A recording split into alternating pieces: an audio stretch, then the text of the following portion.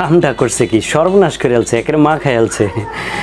এই ডায়লগটা শুরুর দিকেই ছিল জনপ্রিয় কন্টেন্ট ক্রিয়েটর ইসমাইলের, ময়মনসিংহের জনপ্রিয় কন্টেন্ট ক্রিয়েটর ইসমাইল, যে কিনা গতকালকে ধর্ষণের দায়ে গ্রেপ্তার হয়েছে, পুলিশের হাতে গ্রেপ্তার হয়েছে, যাকে হাতকড়া পরিয়ে থানা হাজতে নেওয়া হয়েছে। সেখান থেকে আদালতে পাঠানো হয়েছিল।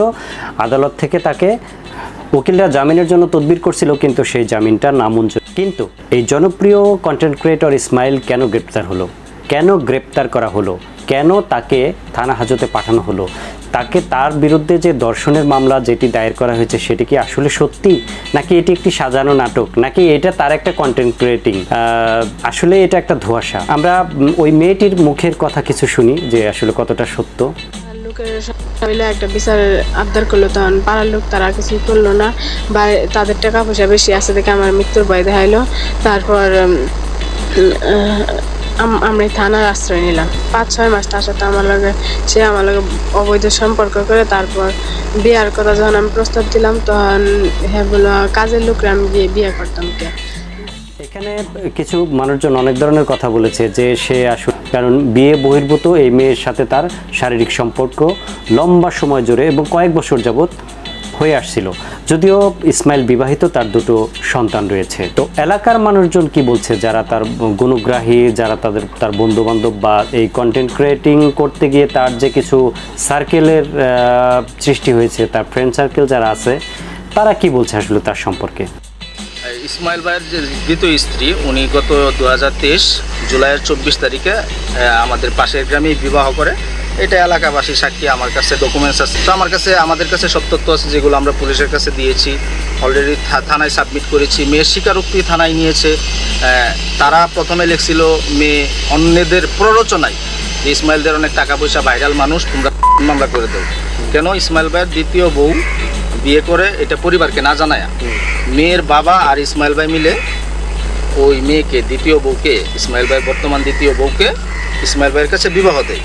সো যখন এটা বড় বউ জানে, সেটা নিয়ে সে থানায় একটা অভিযোগ করে। থানায় এই নিয়ে 2টা বিচার হয়েছে। এটা থানা পুলিশ সব সাক্ষী আছে, সব ডকুমেন্টস আছে। তখন গ্রামবাসী উপস্থিত থেকে এটা স্বাক্ষরিতভাবে এটা একটা সমাধান দেওয়া হয়েছিল যে 2 বউ 2 জায়গায় থাকবে।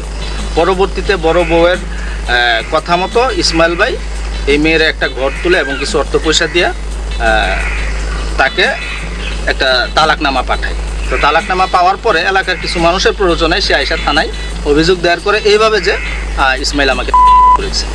সো তারপরে মেয়েকে যখন আমাদের প্রশাসন জিজ্ঞাসাবাদ করে, মেয়ে তাদের কাছে যে জবানবন্দি দিয়েছে সেটা হচ্ছে এরকম যে উনি আমার স্বামী, মানে মেয়ে মিথ্যা কথা বলে নেই, উনি আমার স্বামী, ওনার সাথে আমার সংসার হয়েছে এবং বৈধভাবে সেটা হয়েছে। আমার কাছে কিন্তু আসলে ডকুমেন্ট আছে। তো বলতে চাচ্ছি যে এটা হচ্ছে এলাকার প্ররোচনায়, এলাকাবাসী আছে, মুরব্বী আছে, আমাদের সমাজের সভাপতি আছে, ওনাদের উপস্থিতিতে বিয়ে হয়েছে। ফুলপুরের কাজী ইমরানের মাধ্যমে বিবাহ হয়েছে, বিবাহের এফিডেভিট আছে। তো বিবাহ হয়েছে, হওয়ার পরে হচ্ছে যখন তালাকনামা পাইলো, মেয়ের বাড়িতে একটা ঘর তুলে দিয়েছে, খুবই অসহায় মেয়ে। তো ইসমাইল ভাই মানবিক বিবেচনায় মেয়েটারে যাতে পরবর্তীতে একটা বিয়ে শাদী দিতে পারে সেই সুবাদে ঘর এবং কিছু টাকা পয়সা দিয়ে যখন মেয়েটারে ছেড়ে দিল, তখন মেয়েটা কিছু মানুষের কুমন্ত্রণায় মেয়ের ফ্যামিলি আয়সা এই মিথ্যা অভিযোগ দায়ের করলো। এখন কথা হচ্ছে, এখন আপনারা ভিকটিমের নিতে পারেন যদি সম্ভব হয় যে উনি কি বলে। উনি এখন যেটা বলতেছে যে উনি একটা কথাও মিথ্যা বলতেছে না, যে আমাদের বিয়ে হয়েছে এটা সত্যি, এবং আমরা তো আর মিথ্যা কথা ভাই বলতেছি না, আমাদের কাছে ডকুমেন্টস আছে। সো এগুলো আমি উপস্থাপন করব। প্রিয় দর্শক, আপনাদের কি মতামত? এই কন্টেন্ট ক্রিয়েটর ইসমাইল কি আসলে দোষী, নাকি এটা সাজানো নাটক? আপনাদের মতামত আপনারা অবশ্যই কমেন্ট বক্সে দিয়ে যাবেন। একজন কন্টেন্ট ক্রিয়েটর হতে গেলে অবশ্যই তাকে সবার আগে একজন ভালো মানুষ হতে হবে। একজন ভালো মানুষ না হইলে অবশ্যই সে একজন ভালো কন্টেন্ট ক্রিয়েটর হতে পারে না, কারণ তার এই সাকসেসফুল হওয়ার আগে সে তাহলে ঝরে পড়বে।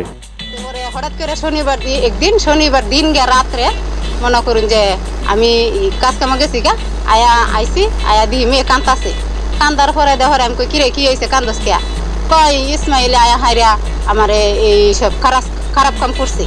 তা খারাপ কাম করছে পরে আমি আশেপাশের লোকেরা মনে করুন যে আমি জানাইছি যে ইসমাইলে এরম হাইরা আমার মেয়েরে লোকজনরা জানাইছি যে খারাপ কাম করছে।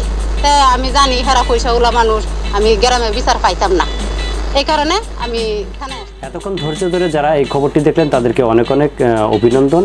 আপনারা পাশে আছেন, পাশে থাকবেন এবং এইরকম আমাকে সাপোর্ট করে যাবেন। আপনাদের সাপোর্টে আমাদের trending top news YouTube channel এবং ফেসবুক পেজ দুটোই অনেক আপডেট হচ্ছে, অনেক তৈ করে উপরের দিকে বেড়ে যাচ্ছে।